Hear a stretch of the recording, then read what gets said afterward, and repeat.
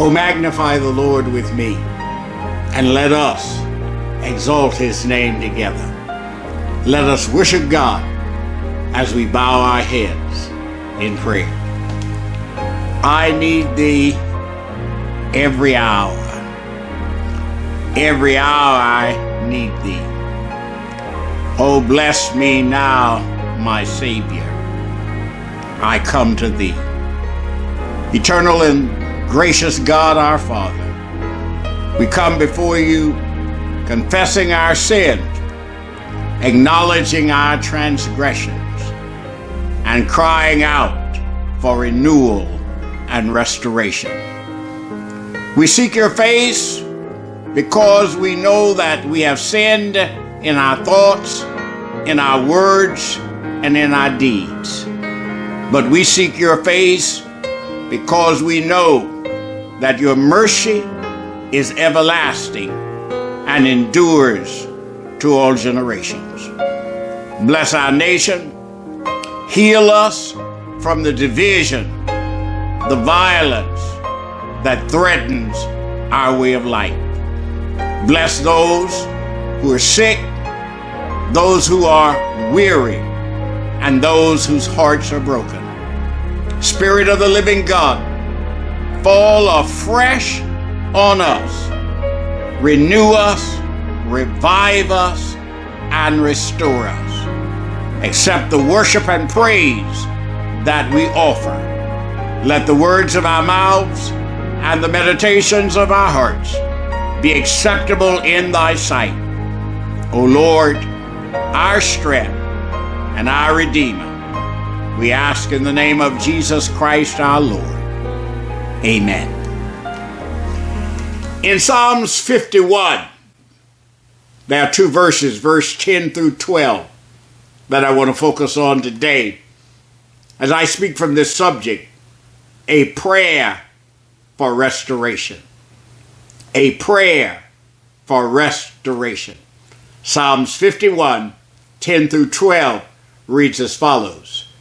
Create in me a clean heart, O God, and renew a right spirit within me. Cast me not away from thy presence, and take not thy Holy Spirit from me. Restore unto me the joy of thy salvation, and uphold me with thy free spirit. Psalms 51 is a psalm of confession and penitence. In this psalm, David acknowledges his sinfulness, and he cries out for forgiveness, renewal, and restorations. His actions gives us a blueprint for spiritual restoration. His prayer is a prayer for spiritual restoration. We recognize that there are times in our life when we do things that separate us from God, that comes between us and God. Sin is that thing which separates us. During this season of Lent, We are in a time of reflection, a season that beckons us to seek the path of spiritual renewal and spiritual restoration. This season requires us to acknowledge our weaknesses and admit our failures, for such an acknowledgement is essential for spiritual restoration. There can be no restoration, there can be no renewal without confession and repentance. Consequently, David in Psalms 51 begins with these words, "Have mercy upon me, O God, according to thy loving kindness.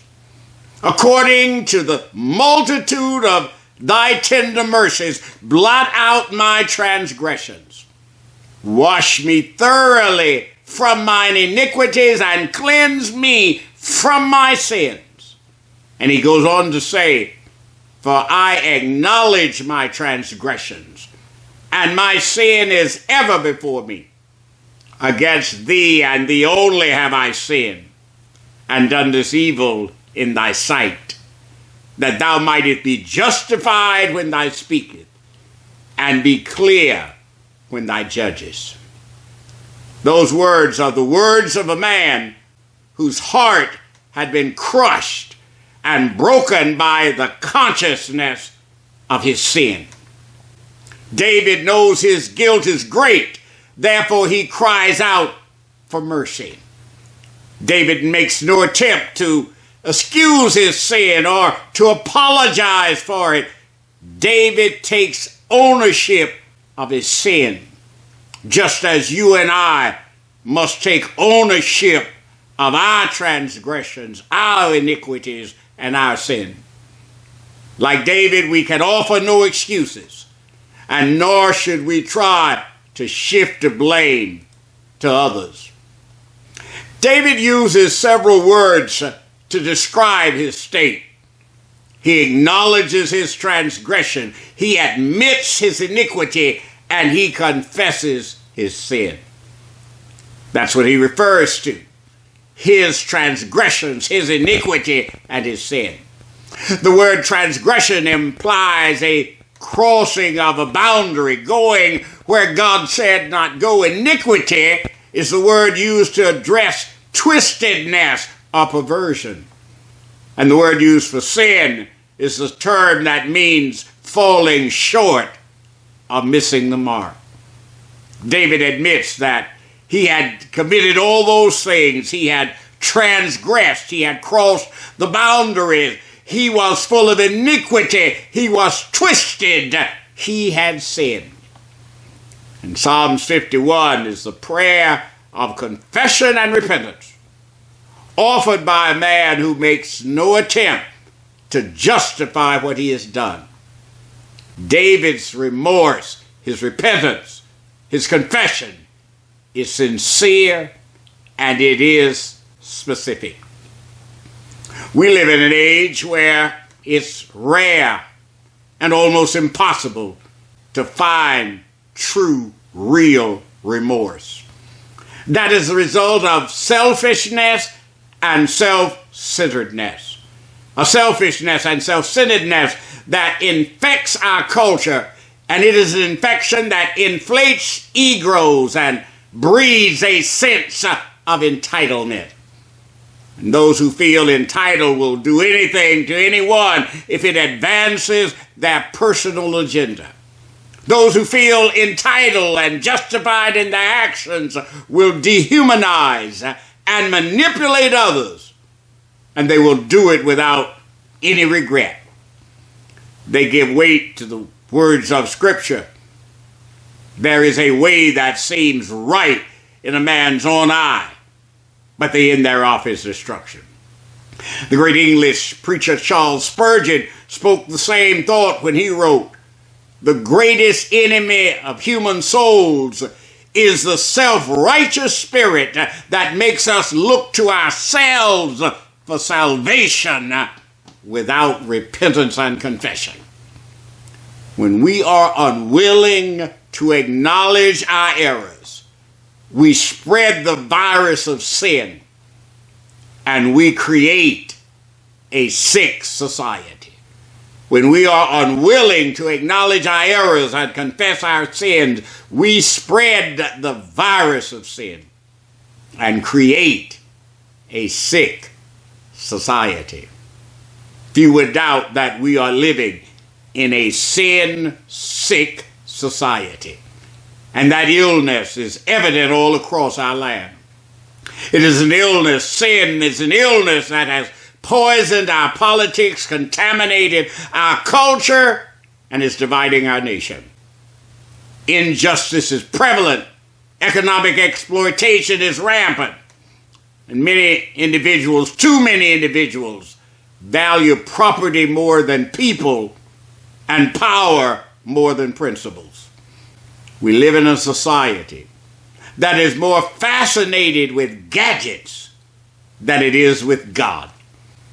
We live in a society that needs spiritual renewal and spiritual restoration, but it will not come without confession and repentance. Individually and collectively, we need to confess our sins.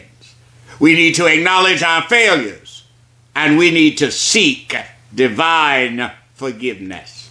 We need divine pardon, and that pardon will position us to receive the healing and restoration that God has promised.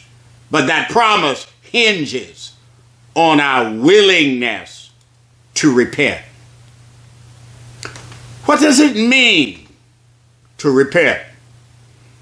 In the New Testament, the Greek word translated repent means to have a change of one's inner thoughts that is reflected in one's outward acts. Repentance begins with a renewing of the mind and then manifests itself in new behavior. Repentance resets our minds and heart to the divine default setting. We will return to being the way that God created us to be. God created us to live in harmony with Him and with the rest of humankind. God created us to live in peace rather than war and conflict. God made us to love rather than hate. He made us in His image, but selfishness, recklessness, violence, and sin have turned us into monsters. And monsters are running rampant and loose in our society. Monsters who manipulate, monsters who hate, monsters who deceive, and monsters who kill. We have lost our sense of purpose. We've lost our sense of decency. We have lost the joy of our salvation. We need to be renewed, and we need to be restored. But before that can occur, we must repent.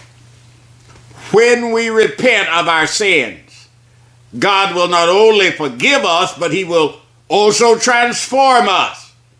Paul said it best when he wrote, "Therefore, if any man be in Christ, he is a new creation. Old things are passed away, and behold, all things become new." When we surrender our will to God's will, we will be transformed.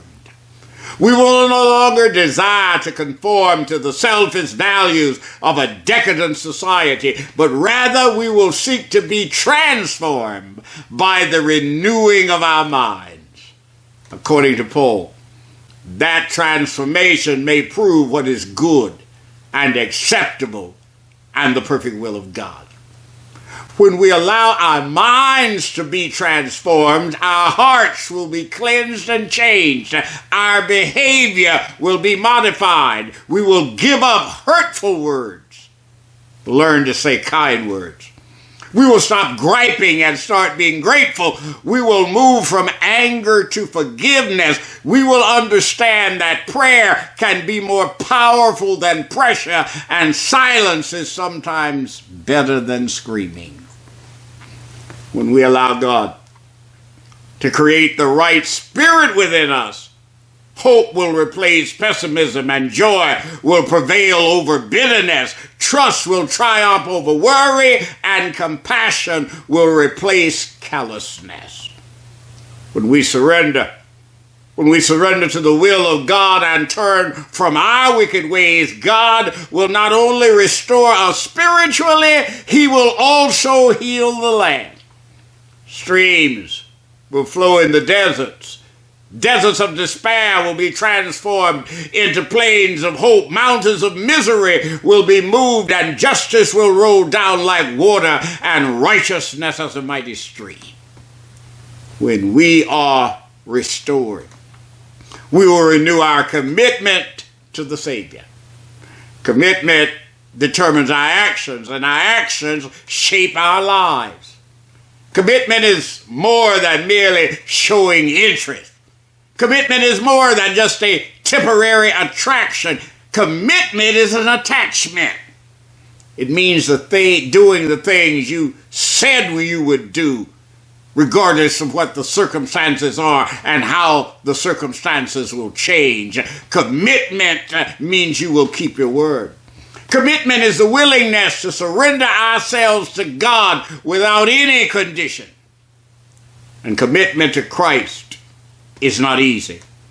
In the words of the old spiritual, it takes a well-made-up mind to serve the Lord. Takes a well-made-up mind to serve the Lord. A mind that is set on things eternal, a mind that is regulated by the Holy Spirit, a mind that is willing to obey when it does not clearly understand, a mind that seeks to imitate the Master, a mind that is able to forget the things that are in the past and press on toward the mark of the higher calling of God that is in Christ Jesus. Commitment to Christ not only requires a well-made-up mind, it also requires a heart that has been fixed. Fixed by Him who loved us, a heart fixed by Him who gave Himself for us, a heart that has been fixed to feel compassion for the least, the less, the lonely, and the lost. A heart that beats with the rhythm of righteousness and pulsates with praise and obedience. David cries out in Psalm 51, "Create in me a clean heart, O God, and renew the right spirit within me."